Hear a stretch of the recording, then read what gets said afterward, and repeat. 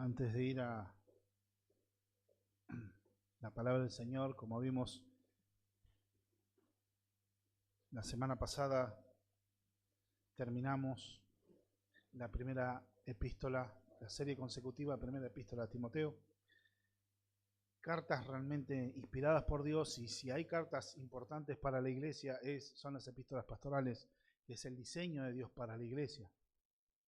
Cristo dejó establecida la iglesia como institución, pero en el funcionamiento de la iglesia Dios usó la vida de Pablo para marcar el rumbo, cómo debía constituirse las autoridades, la forma de vida de la iglesia, todo lo que comprende a la vida, a la razón de la iglesia. Y nosotros terminando, en este tiempo, abran sus Biblias en el Salmo 103. Vamos a hacer unos días, unos sermones, realmente algo para alabar y bendecir a Dios. Libro de los Salmos, capítulo 103.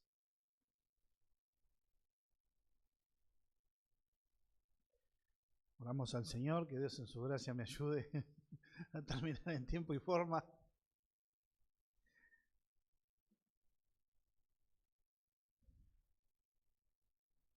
Padre, te damos gracias por tu misericordia y por tu bondad. Oramos ante ti, Señor, porque en este tiempo, Señor, pudimos comprender y esperar, Señor mío, el tiempo de Santa Cena, pero también, Señor Dios mío, nos gozamos en el conocer tu palabra. Es el medio que tú te has revelado a la humanidad en forma especial. Es tu autorrevelación, Señor. Por eso oramos ante ti para que tú te glorifiques, Señor, en medio de nuestros corazones y nuestras vidas. Háblanos y edifica tu iglesia. En el nombre de Jesús. Amén. Muchas veces en la vida de los hijos de Dios suceden tiempos donde, a pesar de conocer la Escritura, de congregarse, de cantar, aún en la vida diaria se pierde de vista lo más importante. A veces se pierde de vista a Dios mismo. Hay unos síntomas que pueden ser, es un corazón quejumbroso. Todo se queja, todo cae mal. Una insatisfacción constante, un enojo constante, un corazón que se va llenando de amargura.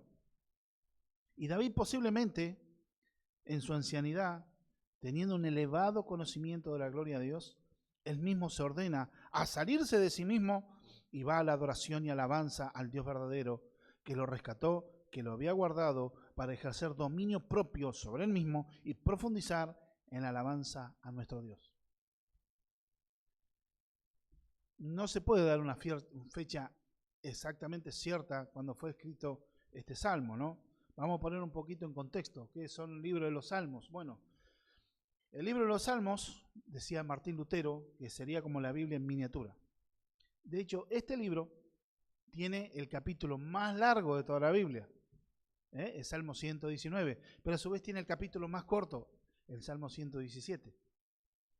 Y nosotros podemos ver en parte, esto es un poquito de bibliología para entrar en contexto, la palabra que nosotros tenemos acá, Salmos, en hebreo, este mismo libro, en hebreo significa Tehilim. Y Tehilim significa alabanza. Después también, en el griego, tiene la palabra salmoi. ¿Qué quiere decir salmoi? En traducción de los 70, en la versión griega del Antiguo Testamento, que es la que usaban los apóstoles, que conoció el Señor, esa versión, muchas veces la versión griega, no el Señor, sino los apóstoles, lo de habla griega, conocían esa versión de los 70. Y esa versión griega del Antiguo Testamento le llamaba salmoi, que tiene que ver, lo que significaría sería estar tocando un instrumento de cuerda. Y en la versión griega del Nuevo Testamento que nosotros tenemos, o en la traducción que viene del hebreo, el hebreo, la palabra es mismor, que es una composición de una canción acompañada de ejecución de instrumento de cuerda. En definitiva, lo que el libro de los Salmos es un cancionero. Dios dejó estas oraciones, canciones, para edificar a su pueblo y para que nosotros podamos tener comunión con él. Es el cancionero del pueblo de Israel, se usaba en la liturgia, en el templo de Israel, en el templo de Jerusalén, en las sinagogas, pero también la iglesia los usaba. Tanto la iglesia primitiva, en toda su historia, y las iglesias en la Reforma también volvieron a usar los salmos, que es el cancionero que Dios nos dejó. Palabra de Dios, inspirada, inerrante, infalible.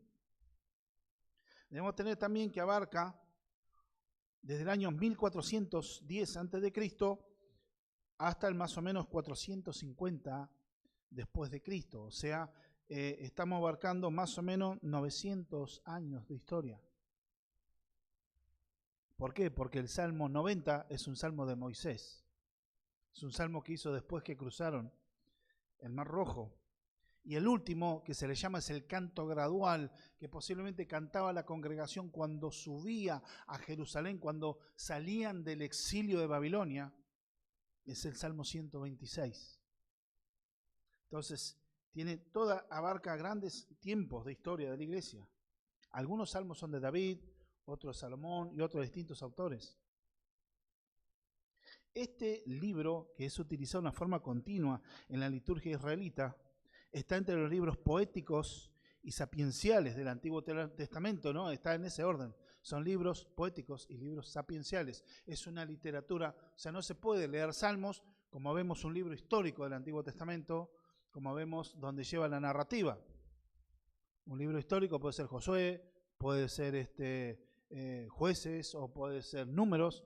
Son libros históricos. Bueno, acá no se puede leer de la misma manera porque su alto grado tiene un contenido de lenguaje figurativo, de lenguaje, porque en otro salmo dice, oh puertas, alégrense.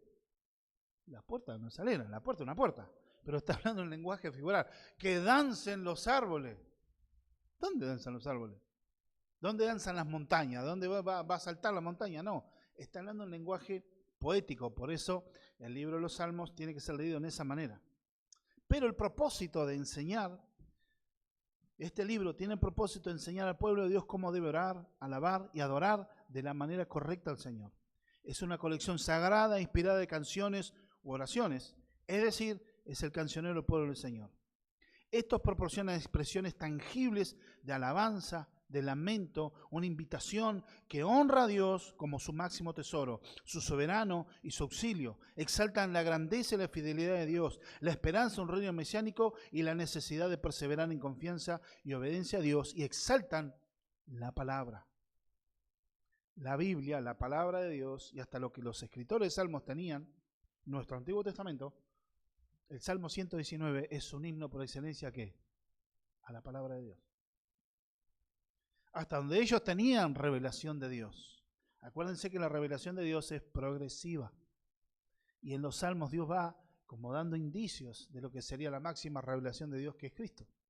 Ahora debemos comprender en este sentido de exaltar la palabra y confiar y exaltar a Dios. Y nos guía cómo adorar a Dios correctamente. Muchas veces la iglesia o supuestas congregaciones le roban la gloria a Dios, cantando cualquier cosa, exaltándose a sí mismo, exaltando al ser humano, exaltando a la persona, cantando formas incorrectas, canciones que no se sabe si está cantando a la madre, al padre, al novio, al amante, cosas ambiguas que no honran y no glorifican a Dios. ¿Quiere decir que Dios ya no actúa más y toda la canción contemporánea, Dios no está hablando? No. Mientras sean bíblicos, el Espíritu Santo sigue obrando y da talento a los hermanos que sirven a Dios en alabanza para hacer canciones nuevas. Gloria a Dios por eso. Pero el tema es que tienen un parámetro, las Escrituras. Y el libro de los Salmos es el cancionero. Ahora también es un desafío predicar el Antiguo Testamento. ¿Por qué? ¿Cuál es el extra? Bueno, si uno predica el Antiguo Testamento y es un documento judío, ahora debemos entender cuál es la llave de interpretación para la iglesia, Cristo. Como decía Lutero, la llave de interpretación de la hermenéutica bíblica es Cristo. Entonces nosotros debemos ver a través del Antiguo Testamento la obra de redención. Porque si no corremos un riesgo, podemos predicar moralismo. Podemos predicar, portate bien, hace bien las cosas y todo te va a ir bien. Ni el Antiguo Testamento fue escrito con ese espíritu y menos el Nuevo. Pero nosotros debemos interpretar, leer en su contexto, en su lugar el Antiguo Testamento, pero también a la luz de la revelación del Nuevo. Acuérdense que el Antiguo Testamento está siendo revelado en el Nuevo, pero el Nuevo Testamento está oculto en el Antiguo Testamento. Hay una directa relación en la revelación de Dios. Está oculto, está ahí solapado el Nuevo Testamento dentro del Antiguo Testamento.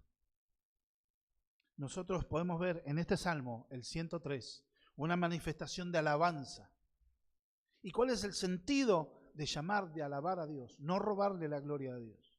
Y ver el corazón y examinar el corazón de un creyente, para inclusive como David, hay una tradición que dice que cuando él ya estaba anciano, él mismo es como que se da cuenta que adora poco a Dios y quiere alabarlo más a Dios.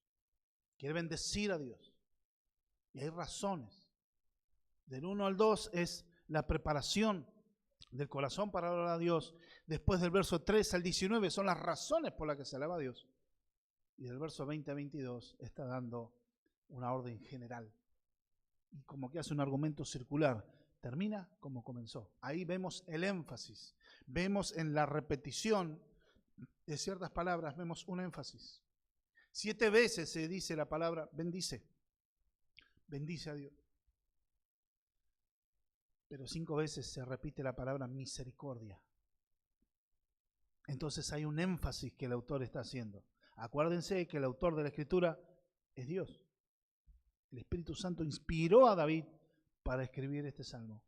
Y el Señor tenía un énfasis para su pueblo, lo cual hoy nos aplica a nosotros.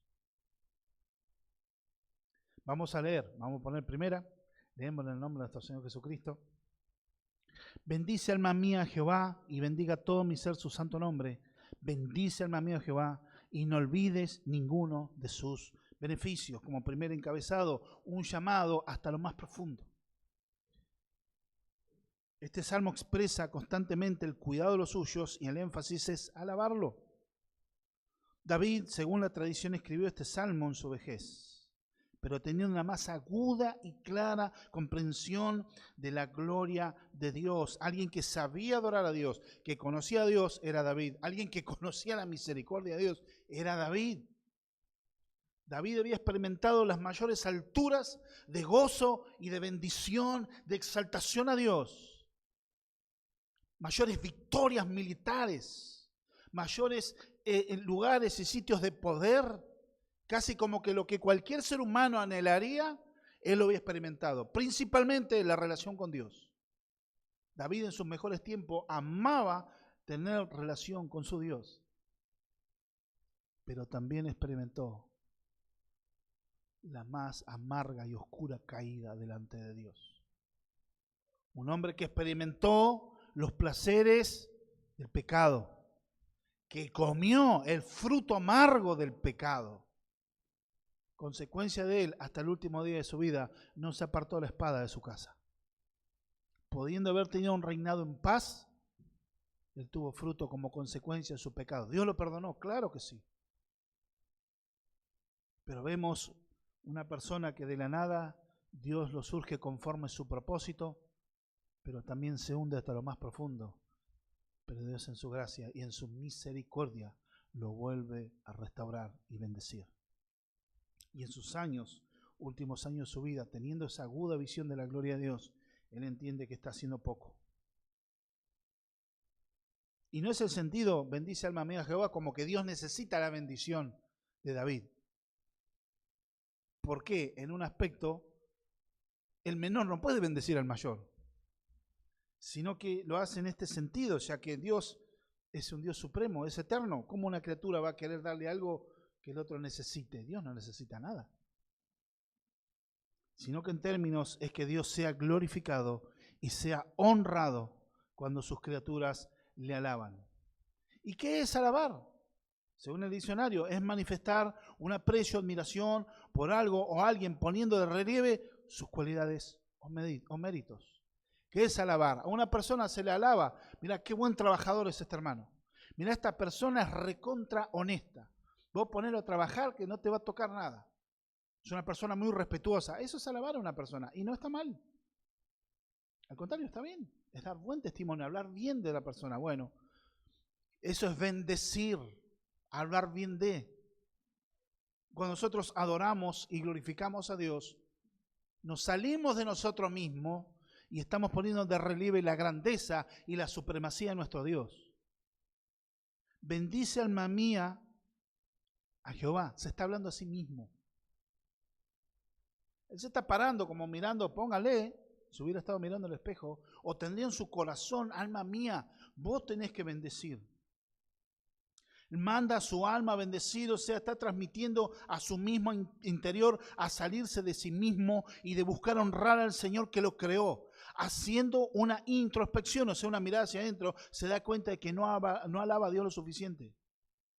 No es solo la actitud ritualista o la acción externa. Esta adoración debe surgir desde la más intensa devoción. Esta es intencional e interna y debe fluir desde el corazón, desde el intelecto. Es una fe genuina, imbuida de la certeza de la existencia y la soberanía divina que se debe adorar en el ser de Dios.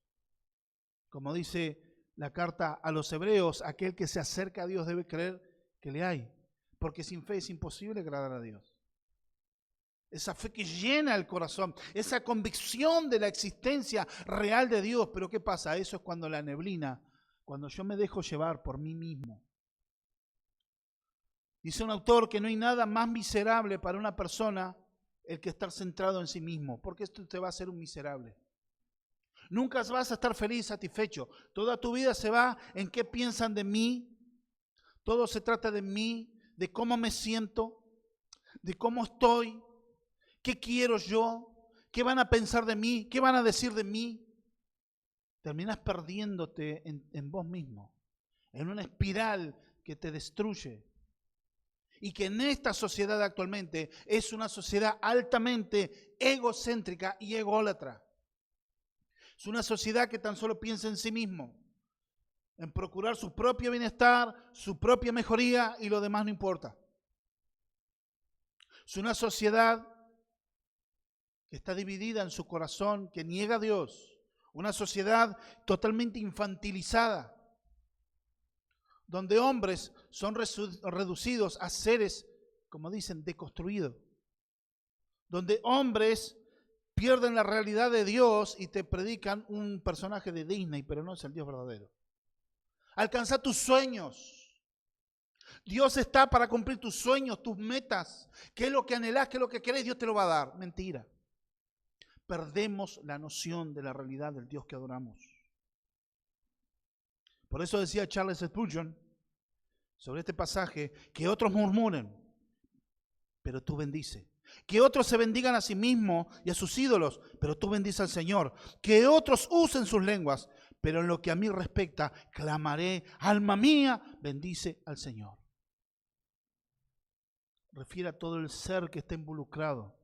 Bendice, alma mía, Jehová, y bendiga todo mi ser, mi integralidad debe alabar a Dios. No es el tema, bueno, labios de corazón y ya está, o con mis labios.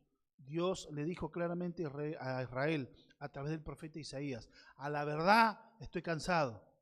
Este pueblo me alaba con sus labios, pero su corazón está lejos de mí. Bueno, esa adoración a Dios no sirve. Ay, estoy cantando acá, pero estoy en mi mente. Y bueno, a ver, che, ¿cómo va a salir el partido hoy? A ver, ¿a qué hora? Me olvidé justo las cosas que tenía ganas de ir a pescar. Y bueno, estoy acá. Esa adoración no sirve, mi hermano, mi hermana. Debemos estar centrados en Dios. De hecho, toda nuestra vida, las 24 horas, debemos estar centrados en alabar y glorificar a Dios. Acuérdense la famosa frase que hoy está de moda, coram Deo. Vivimos delante del rostro de Dios. Adorar a Dios y glorificar a Dios es, como dice Pablo, ya sea comer o beber y todo lo que hagan, hacedlo para la gloria de Dios. Es constantemente que alabamos a Dios, pero a veces robamos esa gloria porque nos llenamos de orgullo, nos llenamos de nosotros mismos. Bueno, la historia es que te vacíes de vos y te llenes de Dios. Y no es despersonalizarse, sino es rendir tu vida para que Dios sea glorificado. Como dijo Juan el Bautista, es necesario que yo mengüe para que Él crezca. Ahí vendrá satisfacción. Y llamás a tu ser, así como decía David, se ordenaba a sí mismo. La relación con Dios es por amor. Pero también involucra voluntad. Para conocer más a Dios, se debe pasar tiempo en adoración e intimidad con Él. Llegar al punto de hablarse a sí mismo para adorar a Dios. Y ahí empieza a describir las perfecciones de Dios. Aclaro, yo hermano, muchas veces y preparando el sermón me encontré cautivo de pecado en esto. Y yo me tuve que arrepentir. Porque muchas veces centrado en el ministerio, sentado en el trabajo, en preparar sermones, ¿y cuánto tiempo pasaba yo alabando y glorificando a Dios? Porque uno puede agarrar el sistema, hacer una técnica, pero la comunión con Dios no debe ser descuidada. Hoy le desnudo mi corazón para que vean, hermano. Es como nos dicen también cuando preparas un sermón. Si el sermón no te impacta, no digas nada. La palabra de Dios primero traza y cruza mi corazón. El primero que es edificado, por eso yo corro con ventaja. Ya vengo meditando la escritura antes. Pero fíjense que empieza a alabar y comienza a bendecir. Una de las cosas, y no olvides, dice en el versículo 2, bendice alma mía Jehová. Hay un énfasis, se vuelve a hablar. Bendice a Jehová y no olvides ninguno de sus beneficios. Muchas veces un corazón se endurece y se llena de orgullo y hasta se enojan con Dios porque no recibo lo que yo quiero.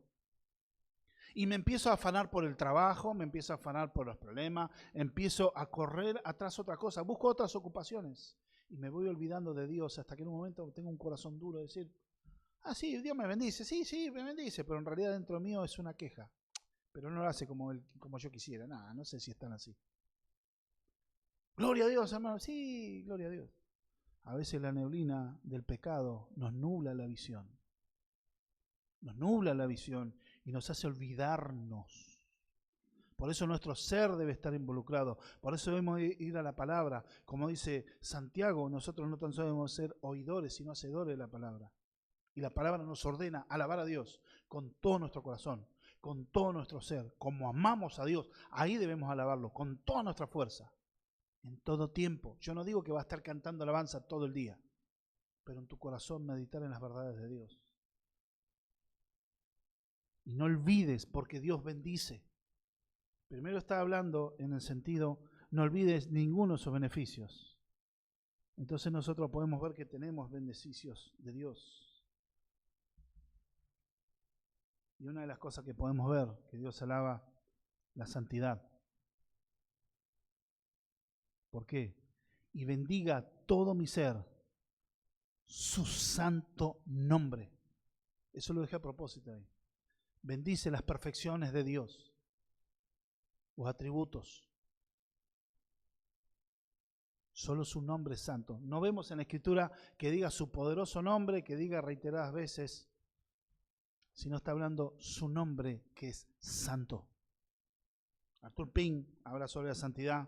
Solo Él es infinito, independientemente, inmutablemente santo.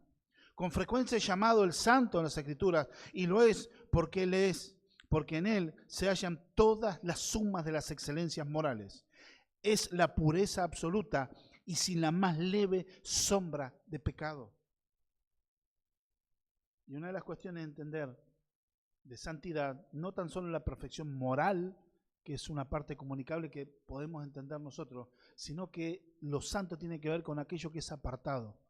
Dios está aparte de todo, está en Él que es distinto a todo.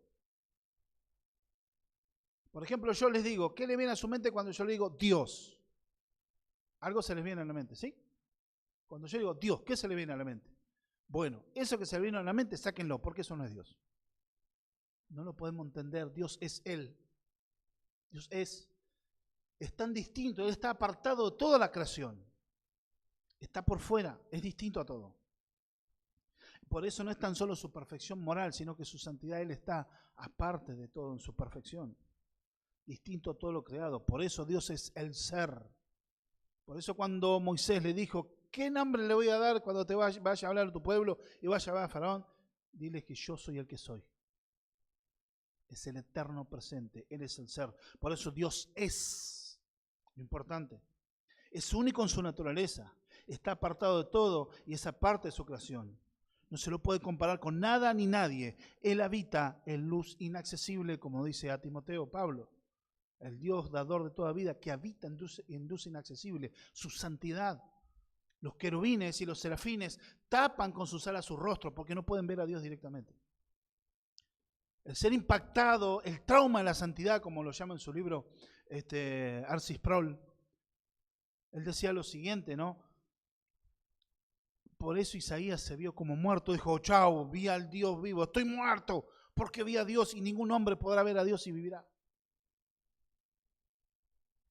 Pero Dios en su misericordia se fue revelando. ¿Y se reveló en quién? En Cristo. Acompáñame al Evangelio de Juan, capítulo 1, verso 1. Gran misterio. En el principio era el Verbo. Y el Verbo era con Dios y el Verbo era Dios, y Dios con mayúscula, no un Dios con minúscula, un ser superior o un ángel creado. Era Dios, del griego original está tomado así literal, era Dios. En el principio era el Logos, y el Logos era con Dios, y el Logos era Dios. Y en el verso 18 dice, a Dios nadie le veo jamás. El unigénito Hijo que está en el seno del Padre, Él le ha dado a conocer. Cristo es la revelación de Dios. Por eso, cuando Felipe le preguntó al Señor y le dijo, bueno, cuando yo me vaya, me va a venir el Espíritu Santo, él dijo, bueno, pero mostramos al Padre y ya está. Y dice, Felipe, ¿tanto tiempo he estado con ustedes y no entendiste? El que me ha visto a mí, ha visto al Padre. Y era un discípulo del Señor. Y a veces nos cuesta el entender a nosotros también. Por eso no alabamos, no entendemos la naturaleza. Moisés pudo ver sus lomos, como habla el libro de Éxodo. Su nombre es santo y no hay otro como Él. O sea, una alabanza no para solucionar problemas o porque me siento mal. La alabanza se apoya porque Dios es. No, como alguna vez se enseñó, no, usted tiene que usar este salmo para la guerra espiritual y para tener victoria, reclame las promesas de Dios. No tiene sentido nada de eso. Sí es el sentido de enseñar cómo orar a la iglesia, cómo debe presentarse ante Dios, para expresar tus emociones. Tuve una gran pérdida, la tristeza, ¿qué hago? ¿Agarro patada a todo? No, la Biblia me enseña a través del libro de los Salmos cómo debo descargar la amargura, la tristeza, el dolor delante de Dios. Cuando tengo pena por la pérdida de un familiar, estoy triste, la Biblia me enseña cómo debo manejar mis emociones a los pies del Calvario. Cuando estoy enojado, cuando habla los salmos imprecatorios, no es para agarrar, sí, porque yo vi con los enemigos y los pisoteé y los destruí. No está para que ores así, está para entender de que Dios entiende, pero que pueda manejar tus emociones, tu enojo, tu ira, volcarlo delante de la presencia de Dios, esa ansiedad, volcarla ante Dios. Porque el Nuevo Testamento nos manda inclusive a amar a nuestros enemigos. Amar y bendecir a los que nos maldicen. Pero ¿cómo se logra eso? Es la obra del Espíritu Santo en la iglesia. ¿Y cómo lo hacemos? Entendiendo cómo manejamos las emociones.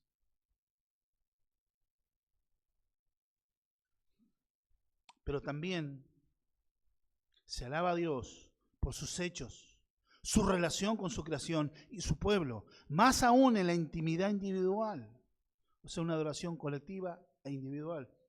Acá David no está diciendo, en este momento no está diciendo todo, sino que él está cantando, porque la idea es que los salmos vayan acompañados por un instrumento de cuerda.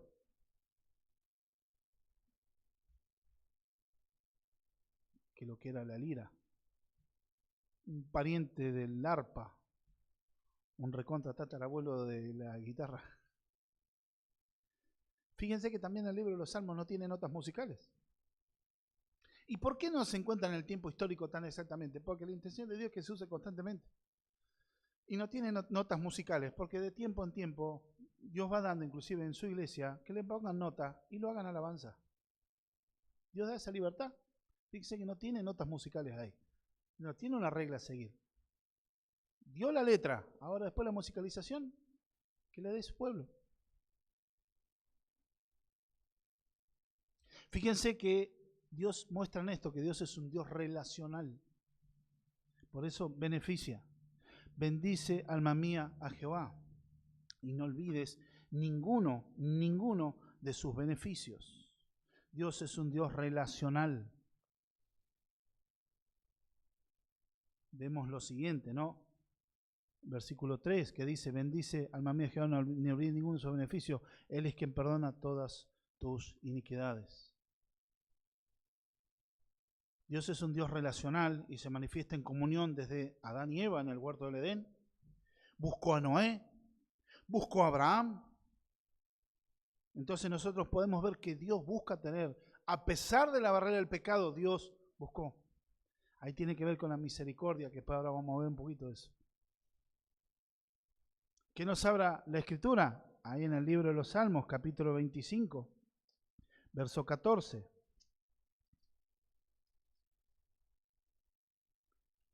La comunión íntima de Jehová es con los que le temen, y a ellos hará conocer su pacto. Pero también nosotros vemos a alguien que está buscando tener comunión con alguien, para con su pueblo. Hechos, capítulo 9, versos 4 y 5.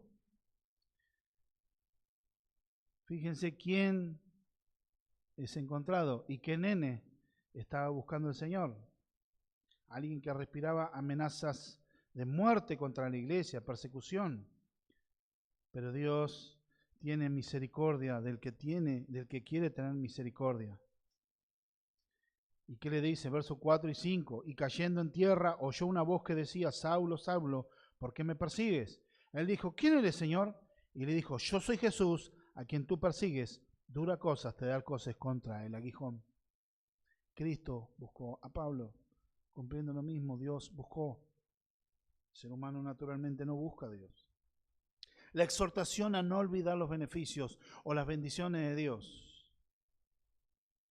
Satanás, los problemas y nuestro pecaminoso corazón nos puede llevar a un terreno peligroso de olvidar el amor y la gracia de Dios para con nosotros. Se agranda el orgullo, la vanidad de los pensamientos, empieza a permanecer la idea de yo puedo, yo soy potente, yo solo, todo se trata de mí, etc. Y nuestro corazón pierde el foco, se enfría, se endurece y por eso debe imitar a David, llevarse a sí mismo a doblegarnos ante la gloria y magnificencia del Señor y sus obras en nuestro favor, lo cual es lo mejor que nos puede pasar para mantenernos humildes y conscientes del ser con el que nos relacionamos. Debemos tener en cuenta eso. Muchas veces la iglesia no comprende al ser con el que se relaciona. Sí, Dios es un Dios, un ser amoroso, eterno, sublime, pero es el Dios viviente, que es santo. Él no tiene comunión con nadie en el pecado. Si nosotros mostramos la realidad de la santidad de Dios, decimos, bueno, un pecado no es tanto, observemos, meditemos en la obra de la cruz. A ver si Dios dice un pecadito no es nada. Versos 3 al 7, vemos otros aspectos. Él es quien perdona todas tus iniquidades, el que sana todas tus dolencias, el que rescata del hoyo tu vida, el que te corona de favores y misericordia, el que te sacia de bien tu boca, de modo que rejuvenezcas como el águila. Jehová es el que hace justicia y derecho a todos los que padecen violencia. Sus caminos notificó a Moisés y a los hijos de Israel, sus obras. David está haciendo un recuento de los beneficios de Dios para con él y para con su pueblo. El mayor de ellos, que es el perdón de pecados. Podés estar sano, próspero, tener todo un éxito, pero si Dios no ha perdonado tus pecados, te morís en condenación y te vas a condenar eternamente en tus delitos y pecados. O sea que la mayor bendición de Dios no es que tengas tu terreno, tu casa, tus 0 kilómetros, tus empresas, lo cual no está mal, pero no es el centro. El centro es que tengas relación con Dios por medio de Cristo.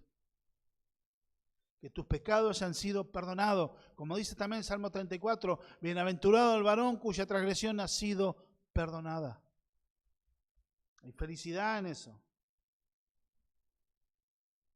Cuando se comprende la magnitud de nuestro pecado y la justicia de Dios, esta es una razón asombrosa para alabar. Muchas veces no, pero no es tanto el pecado, ¿no? El problema es que no entendemos ¿A quién estamos ofendiendo? Y esa es la proporción que debemos mirar.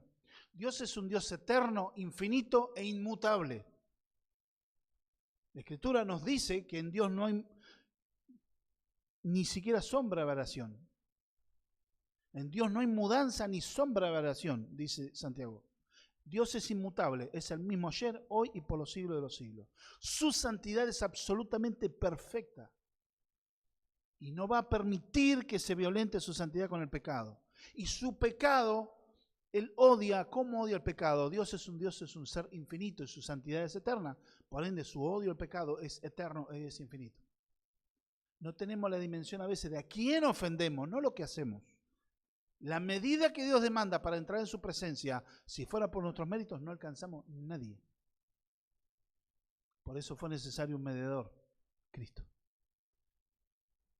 El verbo era Dios, o sea que estamos diciendo, Dios se hizo carne, se hizo hombre, se humilló y tomó forma de siervo y fue obediente hasta la muerte y muerte de cruz. Dios se hizo carne, en definitiva. Dios nos salvó de Dios.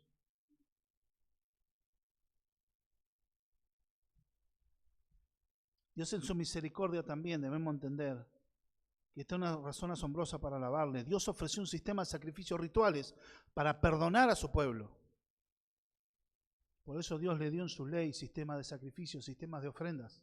Y había uno en especial, que era la fiesta del Yom Kippur, el día del perdón, el día de la expiación, donde se quitaba o Dios pasaba por alto la culpa de su pueblo, pero transfiriendo ese pecado a un chivo.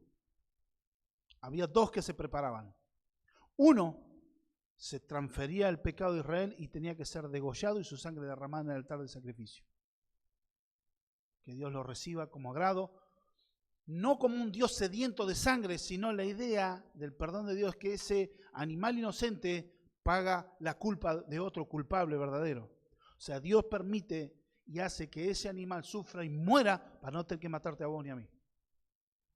Y el otro chivo, o macho cabrío, como diría en las versiones más antiguas, ese macho cabrío, otro, se le imponía en las manos y como que se le transfería el pecado de toda la nación de Israel y se lo largaba al desierto para que muera de hambre y de sed. Recién ahí, dice la Escritura, Dios pasaba por alto. Pero todo esto apuntaba al mayor sacrificio de expiación, que era la muerte de Cristo en la cruz del Calvario, el Cordero perfecto que fue inmolado. Todo apunta, es un tipo de Cristo ese sacrificio. Lo mismo que el Cordero Pascual, ese Cordero que era degollado en la Pascua, que era sacrificado, era símbolo del Cordero de Dios. Cristo es el Cordero de Dios. Cuando Juan el Bautista saluda y manifiesta de él a Jesús, cuando él va a bautizar, fue por discernimiento de Dios que Juan el Bautista habló y dijo, he aquí el Cordero de Dios que quita el pecado del mundo. Y en el contexto judío todos sabían lo que significaba eso. No es tan solo, qué lindo, la imagen de un corderito que iba a estar ahí. No. Cuando habla del Cordero que quita el pecado del mundo, decía, he aquí el que viene a morir. Jesús dijo, para esto he venido, para ir a la cruz. Por eso es la magnificencia de Dios en la supremacía de Cristo para perdonar nuestros pecados.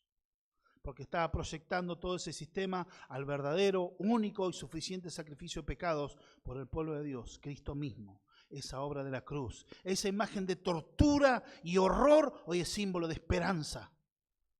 Es Dios reconciliándose por medio de Dios el Hijo. También habla de sanidad. Dios tiene cuidado de nuestros cuerpos. Él es que sana todas tus dolencias. La principal enfermedad del hombre es el pecado. Y esa enfermedad es la que en Isaías 53 habla. Él llevó sobre sí mismo, por su llaga fuimos nosotros curados. En el contexto no está hablando no está hablando de la enfermedad física, está hablando de ¿cuál enfermedad? El pecado. Pero también Dios cuida a su pueblo, Él que sana todas tus dolencias.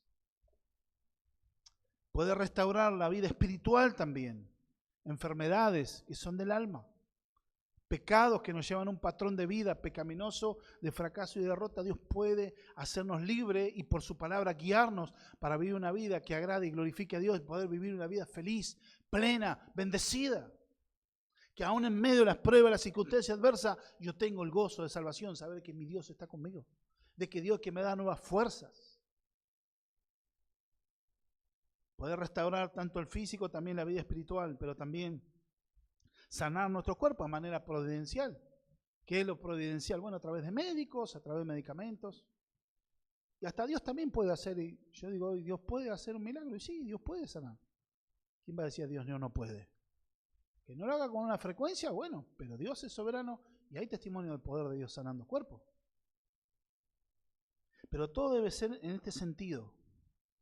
Debe verse la promesa, esta palabra, de lo que habla el libro de Deuteronomio, capítulo 32, verso 39.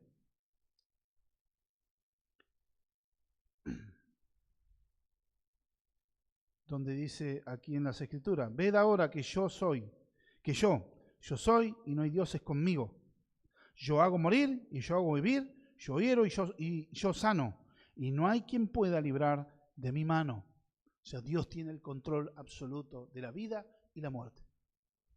Por eso dice la Escritura, cuando Pablo le habla a Timoteo, en la doxología, capítulo 6, verso 14 en adelante, Dios es dador de vida o el sustentador de vida. Y habla de él el que rescata del hoyo tu vida. Cuando habla del hoyo, dice acá, quien perdona todas tus iniquidades, el que sana todas tus dolencias, el que rescata del hoyo tu vida, el que te corona en favor y misericordia. Rescatar del hoyo. El hoyo está hablando de la experiencia de la muerte. Ser rescatado. David sabía lo que era ser rescatado de la muerte. Casi seguro. ¿Y cuántos creyentes han sido rescatados de la fauce misma de la muerte? En algún momento por ahí le podemos preguntar a nuestro hermano Jonás por ser rescatado del vientre del pez. Podemos hablar con cuántos cristianos que fueron librados de la misma muerte. Y habla de rescatar, ahí la palabra en hebreo tiene que ver con redimir.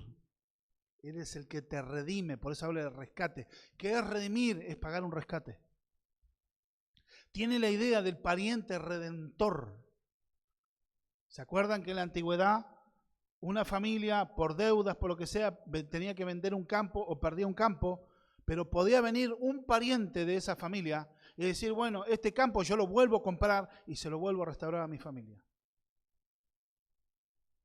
Tiene que ver con la redención del pariente redentor, porque es rescatado de la ruina moral y espiritual o la experiencia cercana a la muerte. Es abundancia de favor y misericordia, la gracia manifestada. Y en estas cuestiones ver la misericordia no tiene que ver tan solo con un acto de benevolencia o de amor del Señor, sino la palabra ahí, porque en el Nuevo Testamento la palabra misericordia tiene que ver esta mezcla con el hebreo, que la palabra es Gesed. Se mezcla mucho en el Nuevo Testamento con la palabra Haris, que es gracia. Entonces habla de un amor, sería el corazón de Dios en nuestras miserias, pero en el Antiguo Testamento la palabra Gesed tiene que ver con fidelidad de pacto. Dios colma bendiciones ya que su relación con su pueblo es de pacto. Él estableció la forma de relación y estamos en comunión con Él por su fidelidad a su pacto. ¿Qué pacto? Bueno, ahora lo vamos a ver en un ratito. Y dice la Escritura, de que sacie de bien, dice, tu boca, de modo que rejuvenezcas como las águilas. A veces se ha dado una cuestión de que después comproban a que ve que el águila rejuvenece. No está hablando de eso. Está hablando en este aspecto. El águila es un símbolo de fuerza y de velocidad que está asociado con la juventud humana. Esto indica que ser bendecido por Dios afectará también hasta inclusive nuestro proceso de envejecimiento, como habla Isaías 40, 29 al 31. Isaías, libro del profeta Isaías, capítulo 40, verso 29 al 31, donde se exalta al Dios eterno y sublime, dice, Él da esfuerzo al cansado y multiplica la fuerza al que no tiene ninguna. Los muchachos se fatigan y se cansan, los jóvenes flaquean y caen, pero los que esperan a Jehová tendrán nueva fuerza, se levantarán en alas como las águilas, correrán y no se cansarán, caminarán y no se fatigarán. Es saciado de toda provisión que Dios da. Sacia de bien tu boca, es el sustento y es la bendición de Dios para nosotros. Nosotros podemos ver que Dios es justo y el que cuida al afligido, ya que dice, Jehová es el que hace justicia y derecho a todos los que padecen violencia. Entonces estamos hablando de que Dios es un Dios justo, que cuida al afligido, cuida al débil, lo defiende, trae en orden a la sociedad. Pero eso también, ese orden, nos hace responsables por la falta de justicia. Y otra perfección que está alabando David es la siguiente: la autorrevelación de Dios. Dios notificó sus caminos a Moisés, porque entiende que esta alabanza viene de una rica tradición escrita, la revelación especial de Dios, su autorrevelación en las Escrituras. Vemos en Éxodo 33:13, donde Dios se revela mostrándole la ley y donde Dios se mostró mostrándole sus lomos, notificando el camino de la voluntad de Dios. Pero vemos algo muy especial, que Jesús habla de sí mismo en el Evangelio de Juan, capítulo 14. Verso 6, Jesús dijo, yo soy el camino, la verdad y la vida. Nadie viene al Padre sino por mí. La autorrevelación perfecta de Dios culmina en Cristo, culmina en nuestro Señor. Algo categórico, la carta a los Hebreos en el capítulo 1, verso 1. Dios, habiendo hablado muchas veces y de muchas maneras en otro tiempo, a los padres por los profetas, en estos postreros días nos ha hablado por el Hijo, a quien constituyó heredero de todo, porque en sí mismo hizo el universo. La autorrevelación de Dios, la revelación especial. ¿Qué es la revelación? Hay una revelación general, a través de la naturaleza, a través del clima.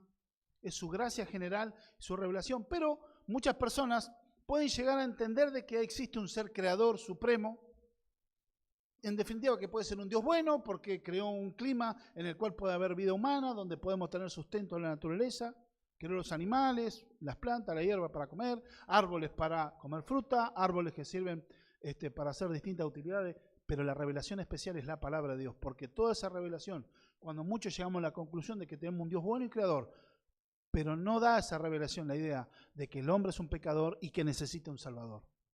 Esa es la revelación especial. ¿Cuál es la revelación especial? Su palabra. Y Dios notifica a su pueblo y habla por su palabra. Por eso la alabanza no tiene un mero comienzo enfatizado en las emociones y en lo que yo siento, sino que viene también, surge desde las Escrituras. ¿Cómo se conoce a Dios? Por medio de su palabra. Verso 8 al 14, adorando por lo que Dios es y su misericordia. Misericordioso y clemente Jehová, lento para la ira y grande en misericordia. No contenderá para siempre ni para siempre guardará su enojo. No ha hecho con nosotros conforme a nuestras iniquidades, ni nos ha pagado conforme a nuestros pecados. Porque como la altura de los cielos sobre la tierra, engrandeció su misericordia sobre todos los que le temen. Cuanto más lejos está el oriente del occidente, así alabar nosotros, dice, así hizo alejar de nosotros nuestras rebeliones. Como el Padre que se compadece de los hijos, así se compadece Jehová de los que le temen, porque Él conoce nuestra condición, se acuerda que somos polvo. David está alabando la misericordia de Dios. No solo que Dios hace misericordia, sino que Dios es misericordioso y clemente. Por eso no actúa muchas veces con la velocidad y la severidad que merecerían nuestras faltas. Cuando su ira aparece, es después de un tiempo largo de misericordia. Hasta que en un momento, listo, se termina la paciencia. Dios debe castigar y castiga a su pueblo. Es un castigo correctivo. Muchas veces el dolor es la forma que Dios tiene de tratar muchos corazones. Que somos duros de entender y no queremos aflojar. Lamentablemente Dios tiene que permitir el dolor. Pero abogado tenemos para con el Padre, Jesucristo el justo.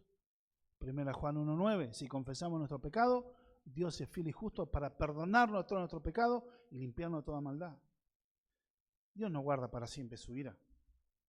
Él perdona y olvida. Y es algo que no se puede comprender. Él no actúa como lo merecemos. La paga no es proporcional. Y quienes, dice, son sus hijos, aún en la disciplina más amarga, es para nuestro bien y para nuestra final restauración. Que dice la carta a los Hebreos, capítulo 12, verso 6, cuando empieza a hablar de la disciplina, Hebreos 12, 6, ¿qué nos dice la Escritura?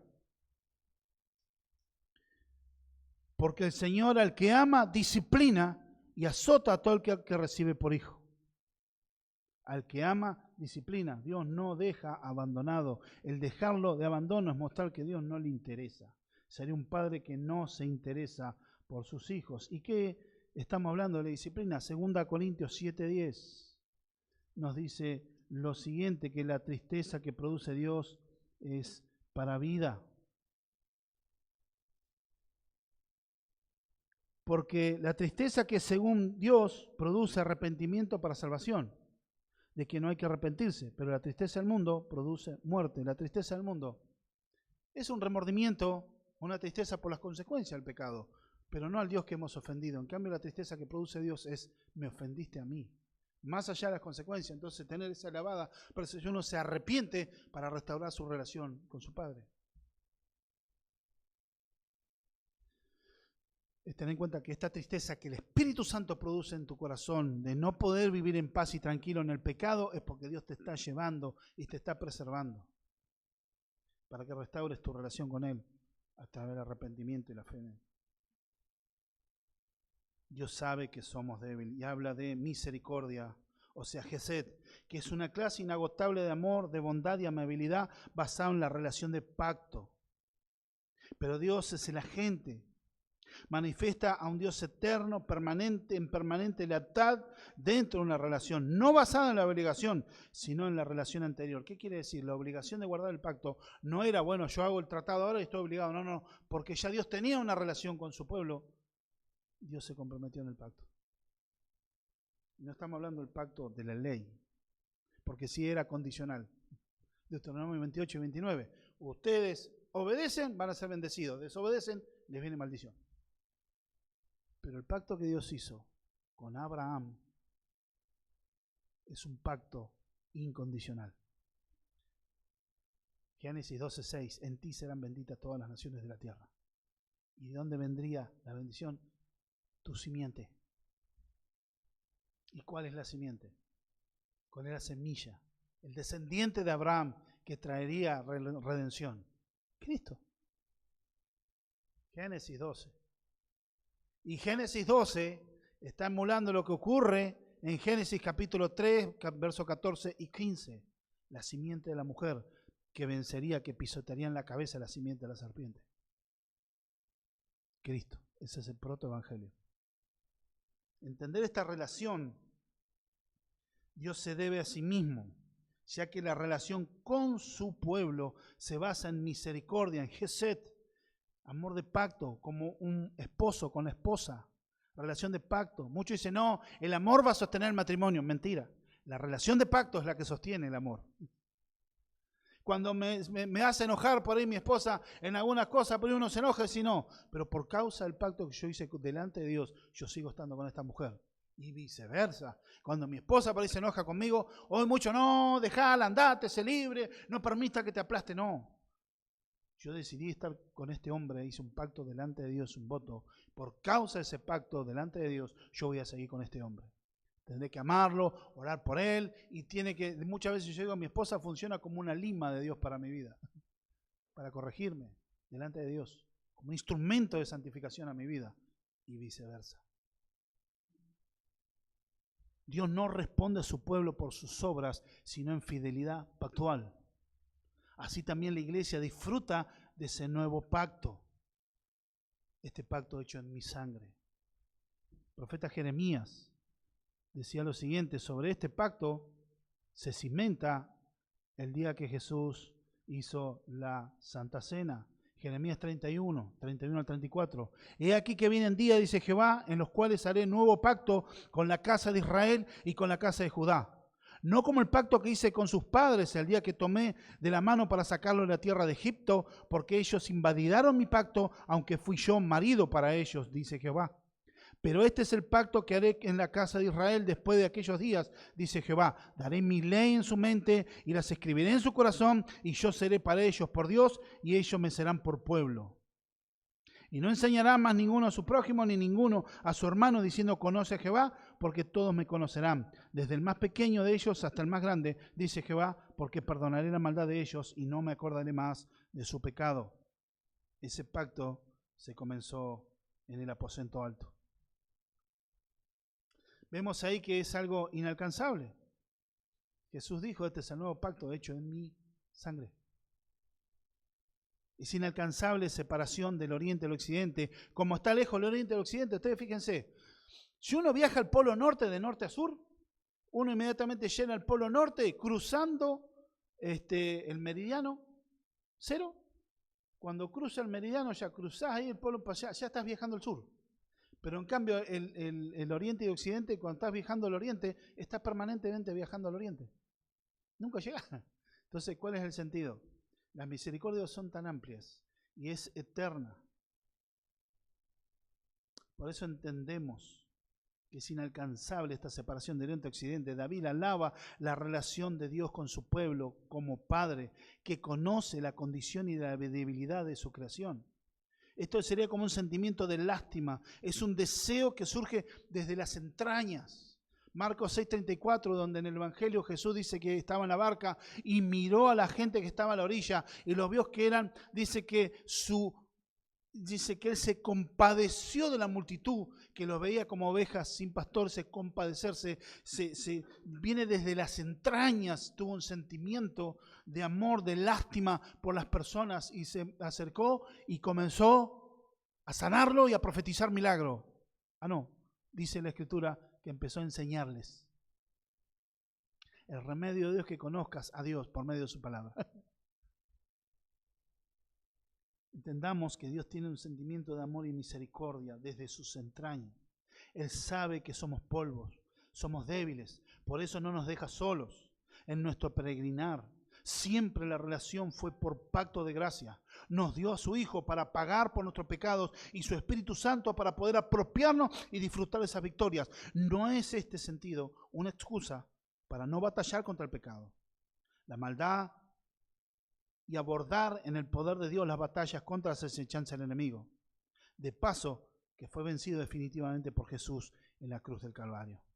Nosotros podemos ver que no es que, bueno, listo, perdonó, ya está, no consagro mi vida, no tengo que seguir, no. Es que vas a hacer un esfuerzo para agradar al Señor, pero en la gracia. Es un esfuerzo, pero en sus fuerzas. Te podés romper el alma, pero confiando en su poder y en sus fuerzas. Filipenses 1:7 dice, estoy persuadido de que aquel que comenzó la buena obra de ustedes la irá perfeccionando hasta el día de Jesucristo. No es me salvé y ya está, y bueno, después como pueda. No, Dios nos va encaminando, Dios nos va santificando. Por eso la relación de pacto con su pueblo. Por eso el castigo y la corrección que Dios hace con su pueblo no es un juicio de destrucción, es un castigo para corrección. Va a doler, sí, va a doler, pero es para perfeccionamiento de nosotros. Y como último momento también es un contraste que está habiendo en nuestras vidas. Y el verso 15-19 hace el contraste David entre los hombres y Dios. El hombre como la hierba son sus días, florece como la flor del campo, que pasó el viento por ella y pereció, y su lugar no la conocerá más. Mas la misericordia de Jehová es desde la eternidad y hasta la eternidad sobre los que le temen, y su justicia sobre los hijos de sus hijos, sobre los que guardan su pacto y los que se acuerdan de sus mandamientos para ponerlos por obra. Jehová estableció los cielos, su trono y su reino domina sobre todos. Aquí se muestra un contraste entre la débil y transitoria vida del hombre, ante la majestuosa eternidad del Señor. Otra vez enaltece la misericordia, Gesed, y su eternidad para quienes. Esto debe traer seguridad y estabilidad para su pueblo. Los que guardan su pacto son aquellos que fueron regenerados, aquellos nacidos de nuevo, aquellos salvados a través de la fe en Cristo. Esto debe traer regocijo, la soberanía, el poder y la autoridad de Dios es para nuestro descanso, más allá de lo que quizá puedas estar pasando en una realidad, pero en Dios estamos bendecidos, estamos guardados, estamos protegidos. Dios es el que guarda nuestra vida, acampa alrededor nuestro, nos defiende. Romanos 8, versículos 38 al 39. Por lo cual estoy seguro que ni la vida, ni la muerte, ni ángeles, ni principados, ni potestades, ni lo presente, ni lo porvenir, ni lo alto, ni lo profundo, ni ninguna otra cosa creada nos podrá separar del amor de Dios, que es en Cristo Jesús, Señor nuestro. Díganme, hermanos, ¿qué confianza podía tener Pablo? Porque confiaba en su Dios, el Dios que guarda, y el pueblo que guarda su pacto. ¿Qué pacto? Vivir conforme a la voluntad de Dios. Pero la obediencia no produce santidad.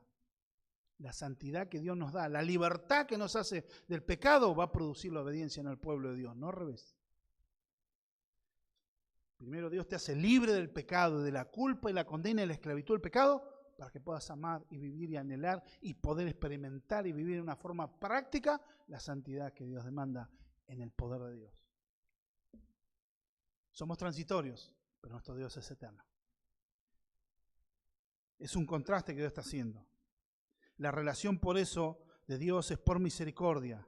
Y esta gracia es lo que produce la obediencia y no al revés. Por eso Pablo a los Filipenses les dice, capítulo 2, versos 12 y 13, que hermano, así como ustedes obedecieron, así en mi ausencia, tanto en mi ausencia como en mi presencia, ahora más en mi ausencia, obedezcan más. Porque Dios es el que produce en ustedes el querer como el hacer por su buena voluntad. Es un esfuerzo en dependencia de Dios. Claro que debo poner mi vida para obedecer a Dios. Claro que no tenía ganas de alabar a David, pero decía, alma mía, bendice al Señor. Jesús dijo, Padre, de ser posible, aparte de mí esta copa, pero que no se haga mi voluntad sino la tuya. Y fue la cruz. No era tan solo la cruz, sino que él tenía que enfrentar la justa ira e indignación del Dios Todopoderoso, santo de los santos, que iba a ser volcada sobre él. Él solo podía beber la amarga copa del juicio de Dios. Y después, todos deben alabar a Dios. Es un llamado general. Verso 20 en adelante, recalcando el señorío y la autoridad de Dios, y que su reino domina sobre todo, la soberanía de Dios en todo. Dice, bendecida Jehová, vosotros sus ángeles, poderosos en fortaleza, que ejecutáis su palabra, obedeciendo la voz de su precepto. Bendecida Jehová, vosotros todos los ejércitos, ministros suyos, que hacéis su voluntad. Bendecida Jehová, vosotros todas sus obras, en todos los lugares de su señorío. Bendice, alma mía, a Jehová. Termina la misma manera que empezó, pero haciendo un llamado general. Se marca el énfasis y necesidad de que todo lo creado alabe a Dios, y como dicen las Escrituras, todo lo que respire alabe a Dios. A los ángeles nos manda, a las obras de Dios y donde está su señorío. O sea, todo el universo, y termina como empezó hablándoles a sí mismo, de una forma magistral, como una magistral clase de adoración individual y colectiva, marcando el por qué y para qué su pueblo debe adorar y tener relación con Dios, de una forma colectiva e individualmente, cantar a Dios, exaltarlo, porque Dios es, y lo que hizo, lo que hace y lo que hará, conforme será la adoración celestial, Apocalipsis 19. Bendito sea el Cordero de Dios que fue inmolado. ¿Qué nos aplica en esto? Bueno, Antiguo Testamento, ¿cómo puedo ver en este sentido a Cristo? Ya hemos citado algunos textos, pero Él es quien rescata el hoyo de tu vida. La parte de rescatar y redención. ¿Quién es el pariente redentor de nuestra vida? Cristo. Cristo es el que nos rescata de la muerte espiritual, nos resucita y da vida eterna. ¿Cómo puedo ver? ¿En qué nos aplica este texto a nosotros? ¿Qué aplicación tiene? Este es un llamado a la adoración más allá de las circunstancias, de problemas o ganas que tenemos. Es un llamado a la autodisciplina, el buscar agradar a Dios por medio de nuestro Salvador Jesús. Otra aplicación, a Dios se debe adorar y servir en alabanza. Para eso debemos conocerlo, tener tiempo con Él y su palabra. Por eso debemos aprovechar sus medios de gracia, los cuales entre ellos es la reunión de adoración colectiva, donde su pueblo rinde homenaje santo al Dios viviente y eterno.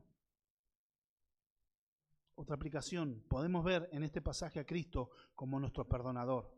como nuestro Redentor, quien sella el pacto hecho en su sangre y nos da seguridad, y además lo vemos como nuestro protector y compañía por su Espíritu Santo y nuestro refugio fiel. Él es la esperanza de vida eterna juntamente con Dios por la eternidad. Nuestra obediencia se basa en su gracia o su misericordia. El Gesed no depende del objeto, sino del que ama.